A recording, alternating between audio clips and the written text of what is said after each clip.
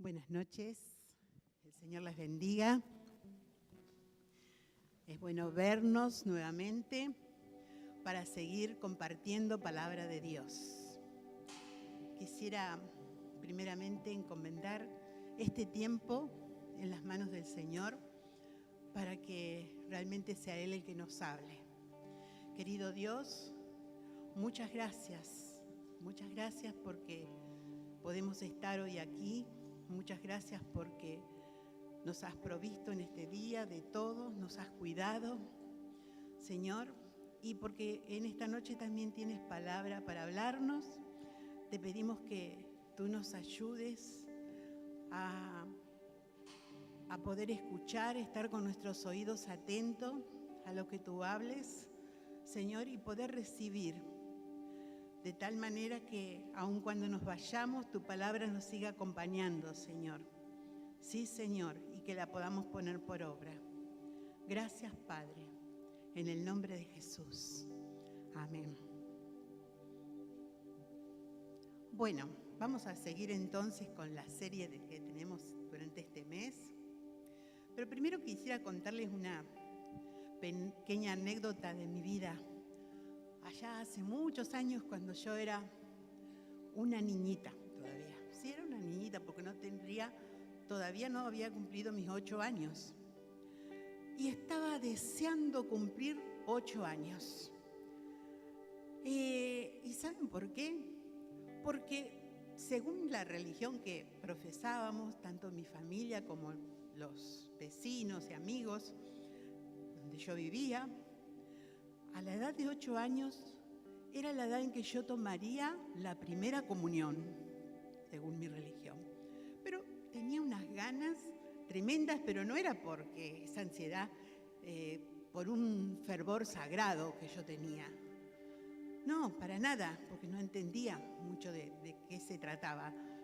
Sino era porque durante ese evento, y para ese evento mi mamá me prepararía un vestido y me vestiría como se acostumbraba en ese tiempo, como una pequeña novia. Sí, así.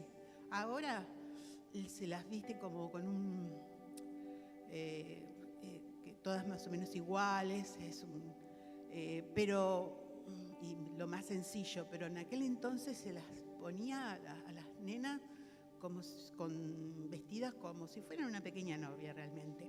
Era la costumbre. Y así fue que, llena de gasas y tules blancos, junto a otras niñas de mi edad, yo entré cuando ya tenía los 8 años a la iglesia católica, tomé la hostia y luego tuve una fiesta. Se cumplía mi sueño. Por eso yo deseaba que llegara el día de tomar la comunión. Eso era lo que yo entendía por comunión. Que luego podía seguir participando, tenía que confesar mis pecados a un sacerdote y durante las misas podía seguir haciéndolo. Pero bueno, ¿por qué le estoy contando esto? Porque, como decía al principio, durante este mes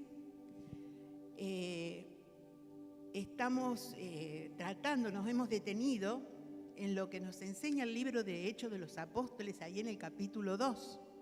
Espero que ustedes lo estén leyendo y releyendo, váyanlo leyendo durante este mes también este capítulo, porque ahí está hablando de cómo comenzó la iglesia a la cual pertenecemos, porque es la misma. Y ahí en el capítulo 2, y yo leería desde el versículo 41, que dice: así pues, los que recibieron su mensaje fueron bautizados y aquel día se unieron a la iglesia unas 3.000 personas. Y esas 3.000 personas que se unieron a la iglesia, dice que perseveraban en la doctrina de los apóstoles, en la comunión unos con otros, en el partimiento del pan y en las oraciones.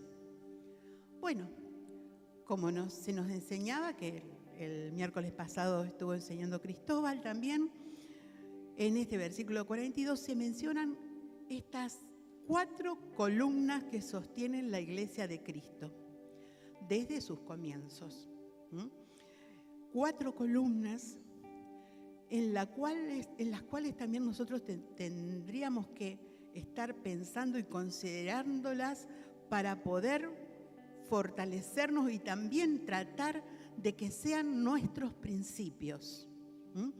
Y tener estos principios como pilares fundamentales para nosotros como iglesia. El miércoles pasado se habló de la doctrina, o sea, de la enseñanza de los apóstoles, que no era nada más y nada menos que la enseñanza que los apóstoles habían recibido de Jesús. Y Jesús mismo, él decía que no hablaba nada por sí mismo, sino lo que recibía del Padre. O sea, era la enseñanza, como se nos enseñó el miércoles pasado, que venía del cielo. La enseñanza que Dios quiere que tengamos. Y dentro de esa enseñanza, esa doctrina justamente contiene también a la comunión. La comunión unos con otros. Pero bueno, vamos a ver qué significa la palabra comunión, que para nada ni se parece a lo que yo pensaba cuando era pequeña. Y que muchos por ahí asocian la palabra comunión con eso. La palabra comunión, si vamos a su significado y su origen etimológico, es un término que surge de la alianza entre las palabras común y unión. Y, o sea, tener algo en común quiere decir que yo tengo esto y vos también lo tenés y tenemos algo entonces en común. O pienso esto, que vos también lo pensás, tenemos un pensamiento en común. Y estamos unidos por este pensamiento, esta forma de hacer, de actuar. Y su significado esencial entonces alude a la participación de 2 o más entes en algo común. Esto quiere decir que los participantes comparten una serie de valores, ideas, sistemas de creencia o preceptos y lo expresan mediante acciones concretas. ¿Esto qué quiere decir? Mediante su forma de vivir. No es solamente decir, bueno, a mí me gusta esto, sí, ya está bien, esto es así. Compartimos acá la enseñanza y todos decimos amén, sino que después vivimos de acuerdo a esto que estamos aprendiendo. A esto, lo cual todos decimos que creemos. Esto es realmente comunión. Entonces, en los Hechos de los Apóstoles 2:42, como está hablando de la comunión, en este caso de la iglesia. ¿Y esto qué es lo que significa? Una pertenencia mutua de los fieles, o sea, de los miembros de cada uno de nosotros. En este caso está hablando de los miembros los que habían recibido al Señor Jesús, las enseñanzas del Evangelio,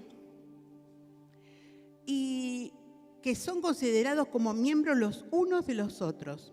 Dice, si nos fijamos en 1 de Corintios, me gustaría que les sugeriría que si quieren anotar, voy a decir varios versículos, voy a mencionar. Y estaría bueno que los podamos seguir a estos versículos releyendo después en nuestra casa. 1 de Corintios, capítulo 12, versículo 27, dice, vosotros pues sois el cuerpo de Cristo y miembro cada uno en particular. Y en varias imágenes y discursos en este tema,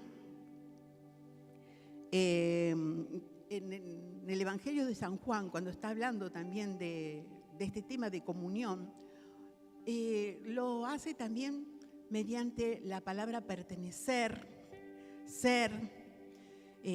Por ejemplo, si vamos a San Juan capítulo 15, eso del 1 al 9, usted lo puede leer. Ahora yo voy a mencionar solo el versículo 4, que dice, Jesús hablándole a los discípulos, les estaba hablando justamente de la comunión. Pero ¿de qué manera? ¿Cómo les decía? Les decía, permaneced en mí y yo en vosotros. Como el pámpano no puede llevar fruto por sí mismo si no permanece la vid, así tampoco vosotros si no permanecéis en mí. Yo soy la vid, vosotros los pámpanos. El que permanece en mí y yo en él, éste lleva mucho fruto, porque separado de mí nada podéis hacer. En esta primera parte les está diciendo que en primer lugar debemos estar unidos a Cristo. La comunión no se trata solamente de que somos muy amigos entre nosotros, nos visitamos y hacemos, tenemos reuniones, sino que cada uno a la vez esté unido a Cristo, unido al Señor. Porque si no estamos unidos al Señor, esta comunión no va a funcionar. Nuestra comunión debe ser en primer lugar con el Señor. Hay una relación también entre el Hijo, Jesús, y el Padre. Dice, yo soy, en el versículo 1 de este capítulo, dice, yo soy la vid verdadera y mi Padre es el labrador. Y en síntesis, acá se puede afirmar que la comunión en el Nuevo Testamento era una manera de vivir que Jesús enseñó, una manera de ser, una manera de obrar, una relación con Dios y con los hombres, y que era la característica de la iglesia en sus comienzos. Por eso ahí lo recalcó en un principio en el libro de los Hechos, Lucas. Dice, perseveraban en la comunión. Perseveraban. La palabra perseverar quiere decir que no era un día nomás. Bueno, un día se juntaron, dentro de a lo mejor 2 veces me vuelvo a ver. No, perseveraban, era una comunión continua. Era una comunión que se cuidaba, no era un tiempo, ay, qué bien que me siento con la iglesia, qué bien que me siento estando juntos, pero después del tiempo me olvidé de eso. No, era algo en lo que perseveraban. Era la característica de la iglesia. ¿Y en qué estaba fundamentada? ¿En qué les parece que puede estar fundamentada la comunión? Sino en el amor. En ese amor que también hablábamos el mes pasado, ese amor que el Señor derramó un día en nuestros corazones. Esos hermanos que habían sido añadidos a la iglesia, ¿por qué habían sido añadidos a la iglesia? Porque habían escuchado el mensaje del Evangelio, lo habían recibido y se bautizaron y se comenzaron a congregar. Y bueno, ese mensaje hablaba de que Jesús un día había muerto por nuestros pecados. Ese mensaje hablaba de que nosotros éramos pecadores y no podíamos ser salvos de ninguna manera, sino por medio de creer en Jesús. Eso era la meta con la cual estaban siguiendo los hermanos que se unieron ese día, y es la meta que seguimos todos nosotros, alcanzar un día poder la salvación suprema cuando estemos en el cielo con Él, esperando a Jesucristo. Y dice 1 Juan 4:20, si alguno dice, yo amo a Dios y aborrece a su hermano, es mentiroso. Pues el que no ama a su hermano a quien ha visto, ¿cómo puede amar a Dios a quien no ha visto? Y nosotros tenemos este mandamiento, el que ama a Dios, ame también a su hermano. O sea, esto es la comunión, amar a Dios, pero también vamos a amar a nuestros hermanos. Tiene que comenzar esto con nuestra comunión con Dios. Y Dios tiene comunión ¿cómo tenemos comunión con Dios? Haciendo lo que Él quiere que hagamos. Dice su palabra que la comunión íntima del Señor es con los que le temen. O sea, con los que cumplen con la palabra del Señor. Temerle quiere decir, voy a hacer lo que Él dice, voy a agradarle al Señor.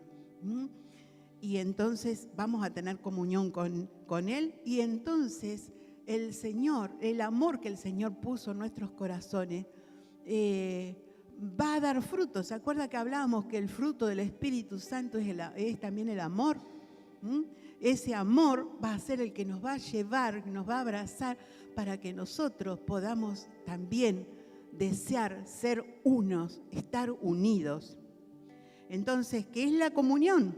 Es amarnos y cuidarnos unos a otros, porque todos tenemos la misma meta, como habíamos dicho, y nacemos de nuevo a una esperanza viva, a la misma esperanza. Ahí dice en 1 de Pedro, capítulo 1, del 3 al 4, tales personas han sido sacadas de entre todo tipo de individuos para hacer un cuerpo, el cuerpo de Cristo. Aquellos de nosotros alineados estamos unidos con el vínculo perfecto del amor de Dios. Fíjense que tales personas, decía ahí Pedro, han sido sacados de todo tipo de individuos para hacer un cuerpo. Nosotros hemos sido, en realidad, venimos cada uno de una historia diferente. ¿De dónde hemos sido sacados nosotros? Del pecado. Y cada uno, si se tuviera que exhibir el pecado de cada uno, nos escandalizaría en este momento. El pecado de donde nos sacó el Señor, y el cual el Señor ya dice que arrojó y se olvidó de ellos, los arrojó al profundo del mar. Pero todos vinimos a ser uno en Jesús. Todos vinimos a participar de esta comunión y unidos como por el vínculo perfecto del amor de Dios. Ahí dice, Pablo le escribe a los colosenses, por encima de todo, vístanse de amor, que es el vínculo perfecto. El amor es el vínculo perfecto. Y si bien el versículo que nos, la porción bíblica que a la cual nos estamos refiriendo ahí en Hechos, está hablando a la comunión entre los miembros de la iglesia, la Biblia deja bien en claro que entonces no hay una verdadera comunión si primeramente no está con Dios. No está primeramente la comunión con Dios. No es una verdadera comunión, vuelvo a repetir, la nuestra, si no estamos primeramente en comunión con Dios. Y somos llamados entonces a la sana doctrina y a la comunión unos con otros. Eso es lo que nos deja en claro esta palabra. Y ahora, ¿por qué es necesario? ¿Por qué Dios le dará tanta importancia a perseverar en la comunión? ¿Por qué nosotros debemos permanecer en la comunión? ¿Por qué los primeros discípulos permanecían en la comunión y le daban esa importancia? Yo creo que en primer lugar, porque es la voluntad de Dios, porque así lo mandó el Señor, ¿no es cierto? Nosotros podemos leer, la verdad que me asombraba de tantos versículos que los he leído y releído, pero nunca los había juntado hacia todo, de que hablan de este tema de la comunión. Y si Dios habla tanto de tener comunión, de estar unidos, es porque es necesario. No solamente porque es necesario, y porque somos un cuerpo, y un cuerpo no puede actuar si no está unido, ¿cierto? Es necesario, es bueno para nosotros, y además nos está preparando para el día que vayamos al cielo a estar con Él. Vamos a ir a la iglesia completa allá. Imagínense que allá no vamos a ir al cielo y, no sé, separados, un grupo por un lado, otro grupo por el otro. Allá vamos a ir y vamos a estar en una comunión permanente con el Señor. Así que el Señor nos está preparando desde ahora. Y además, si usted se pone a pensar, si nos damos cuenta y vemos cómo el enemigo cuántas veces quiere separarnos, cuántas veces quiere hacernos tener pensamientos de división, pensamientos de enojos, de todo lo contrario a lo que significa la comunión. Además, la comunión nos ayuda a poder crecer, porque nosotros nos vamos haciendo fuertes, teniendo que para conservar la comunión muchas veces dejar de mirarnos nosotros mismos y tener que soportar y tener que pensar en ayudar al otro. Y además podemos servir al Señor como a Él le agrada. Jesús, en el capítulo 17 de San Juan, vemos una oración preciosa, esa oración que Jesús hizo por sus discípulos. Pero una de las cosas que más me gusta de esa oración es que en esa oración Jesús oraba por mí y oraba por vos. Quedó ahí escrito en la Biblia, que Jesús estaba orando por nosotros, los creyentes de hoy. Dice, ahí cuando estaba orando le estaba diciendo al Padre: mas no ruego solamente por estos, sino también por los que han de creer en mí por la palabra de ellos. O sea, por los que cuando Él se fuera, iban a seguir predicando el evangelio que Él predicaba. Y ellos siguieron predicando el evangelio. Y a través de esa palabra que predicaron, esa palabra llegó hasta nosotros y hoy estamos acá. Nosotros somos esos por los que Jesús oró. ¿Y qué oró por nosotros? Dice, para que todos sean uno. Jesús oró para que nosotros estemos y permanezcamos en comunión, unidos. Como tú, oh Padre, en mí y yo en ti. Una de las cosas que Jesús quiere, de que nosotros permanezcamos en comunión, que el Señor quiere que nosotros permanezcamos en comunión porque quiere que seamos semejantes a Él, un Dios que siendo tres personas es uno.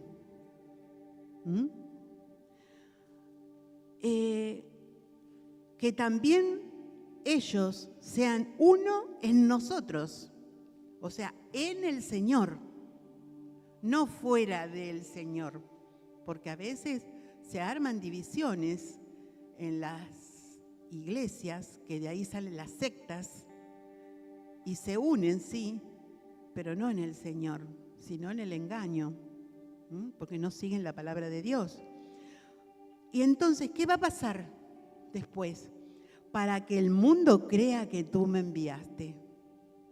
Miren, más nosotros permanecemos en la comunión, más nosotros nos esforzamos por ser uno en el Señor, más vamos a brillar y el mundo nos va a ver y va a creer que Jesús es el Salvador del mundo. Es importante que perseveremos en la comunión. La gloria que me diste yo les he dado para que sean uno, así como nosotros somos uno. Dios nos proveyó de esa gloria. Tenemos los elementos, pero nosotros tenemos que llevarlos adelante, esta comunión. Yo en ellos y tú en mí, para que estén unidos alguna vez. No, para que sean perfectos en unidad, para que el mundo conozca que tú me enviaste y que los has amado a ellos como también a mí me has amado. ¿Y cómo hacemos entonces? Entendemos que debemos estar en comunión, pero a veces se nos hace difícil, a veces somos todos diferentes, estamos todavía en esta carne. Todavía nos ofendemos unos a otros, todavía hacemos cosas que a lo mejor no tenemos ese cuidado de de cuidar esa relación. No siempre nos gusta todo lo que se hace acá dentro de la iglesia. Si alguno me dice que no, yo sí, a mí todo me gusta.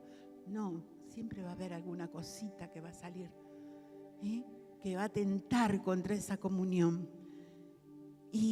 Pero bueno, para tener la comunión, ¿sabe qué? Lo debemos decidir. Una decisión tiene que ser nuestra. Yo decido mantener esta comunión con mis hermanos, con mis hermanas, con la iglesia. De cada uno. Y esa decisión va a surgir también en la medida que decidamos amar a Dios y a nuestros hermanos y a nuestros líderes espirituales. Porque también el amarnos unos a los otros, Dios, es un mandamiento. Pero también tiene que ser, si se nos manda a hacerlo, no es algo que surge así porque, me gusta cómo habla, me gusta la voz cómo predica, me gusta cómo me saluda, sino que es algo que yo tengo que decidir amar. Y voy a poder hacerlo porque tenemos en nuestro corazón el amor que Dios nos derramó cuando recibimos a Jesús. Entonces, así como amar a Dios y a nuestro prójimo es un mandamiento, también es la voluntad de Dios que mantengamos la comunión. Por eso el Señor nos exhorta. Por eso el Señor nos anima a perdonarnos, a guardar la paz, a cuidarnos, a ayudarnos unos a otros. Y como muchas veces yo acostumbro decirle, especialmente en el grupo Vida, cuando hablo con las hermanas, y les digo que la Biblia no nos dice, anda a la iglesia, congregate, porque ahí te van a ayudar, ahí te van a mimar, anda ahí que te vas a sentir bien, ahí te van a soportar todos tus caprichos, lo que a vos te guste van a hacer. Por el contrario, nos dicen, cuando llegamos acá lo que vamos a aprender es esto, que nos amemos, que nos perdonemos, que cuidemos la paz. No estamos acá para que nos sirvan, estamos acá para servir. No estamos acá para que los hermanos me amen, estamos acá para yo amar a los hermanos y al Señor y al prójimo. En realidad, acá terminaría lo que yo tengo para hablar en esta noche, pero tengo algunos versículos que, en lo que me alcance un poquito el tiempo, les voy a leer, que me gustaron mucho y que están, por ejemplo, Primera de Juan 4:20, que dice: si alguno dice, yo amo a Dios y aborrece a su hermano, es mentiroso. Pues el que no ama a su hermano a quien ha visto, ¿cómo puede amar a Dios a quien no ha visto? Entonces, decíamos que para tener comunión debemos que amarnos. Y no podemos venir acá solamente para decir, amo a Dios. Y en realidad no nos estamos amando unos a los otros. Romanos 15:7 dice, por tanto, acéptense mutuamente, así como Cristo los aceptó a ustedes para gloria de Dios. ¿Qué quiere decir esto? Yo te tengo que aceptar a vos y vos me tenés que aceptar a mí. No es que yo voy a ir a la iglesia y todos me tienen que aceptar como yo soy. Yo soy así. Bueno, yo tengo que aceptar a mi hermano y mi hermano me tiene que aceptar a mí. ¿Por qué esto? Dice Mateo 10:40. Quien los recibe a ustedes me recibe a mí, y quien me recibe a mí recibe al que me envió. O sea, cuando yo estoy recibiendo a mi hermano, cuando lo estoy aceptando, como mi hermano, como parte del cuerpo de Cristo, estoy recibiendo al Señor mismo. Y ojo, que también el Señor estaba pensando en los niños como parte de la iglesia. Dice Marcos 9:37, y acá se estaba refiriendo a un niño pequeño porque lo tenía en los brazos. El que recibe en mi nombre a un niño como este, me recibe a mí. Y el que me recibe a mí, no solo me recibe a mí, sino al que me envió. ¿Cómo es nuestra actitud con los niños? Los niños que a veces andan en la iglesia, que parecía que nos están molestando. Pero no nos tienen que molestar. Son niños. Sí, lo tenemos que cuidar, por supuesto. No estoy diciendo acá para nada que vamos a dejar que los niños, se pongan a jugar a la mancha acá adelante. No, no me refiero a eso, sino que no nos deben molestar. Al contrario, debemos amarlos y recibirlos también a ellos. Porque el que los recibe, recibe a un niño como este, dice, a mí me recibe. En 1 Juan 1 dice,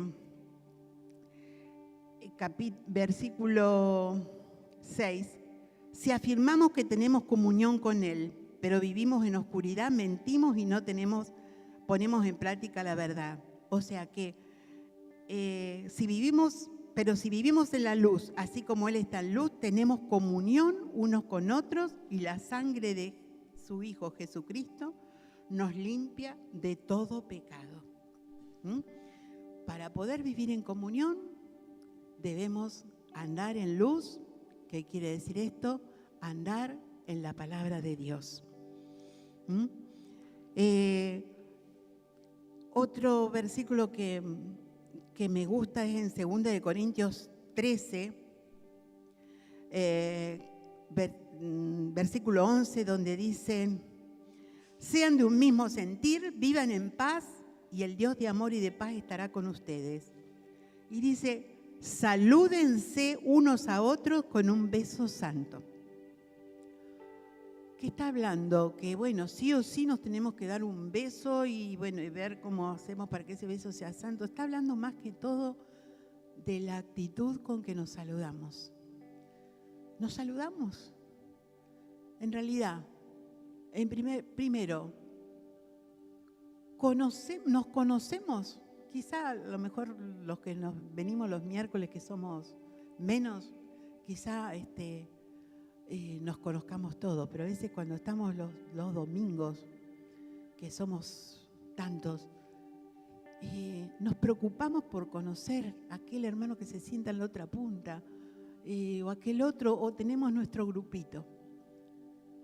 Que el Señor nos ayude para que mantengamos la comunión. Y miren, ya se me fue la hora, pero hay muchísimos versículos más, como Efesios 4:3, que dicen, esfuércense por mantener la unidad del Espíritu mediante el vínculo de la paz. Esforcémonos, hermanos. Y como dice Hebreos 10:25, no dejemos de congregarnos como acostumbran a hacer algunos, sino animémonos unos a otros, y con más razón ahora que vemos que el día se acerca. El día se acerca. El Señor está a las puertas. Y nosotros, ¿cómo estamos con nuestra comunión? Querido Padre Celestial, te doy gracias en esta noche, porque tú nos hablas tanto de esto, de estar unidos, de estar juntos, de permanecer en ti, Señor. Tú nos hablas y nos enseñas con amor, Señor. Nos enseñas y nos explicas cómo debemos hacer, Señor. Y tú nos enseñas esto porque en realidad quieres que seamos como eres tú, Señor, uno.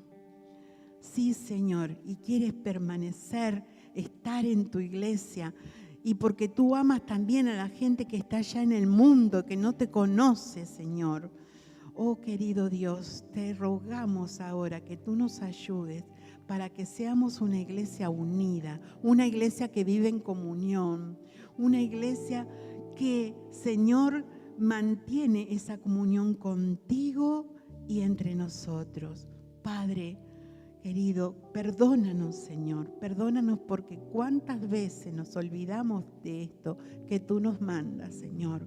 Y ayúdanos, Señor, a tener abiertos los ojos de nuestro entendimiento, Señor, y poder, Señor, así cumplir con tu voluntad. Gracias, Padre, en el nombre de Jesús.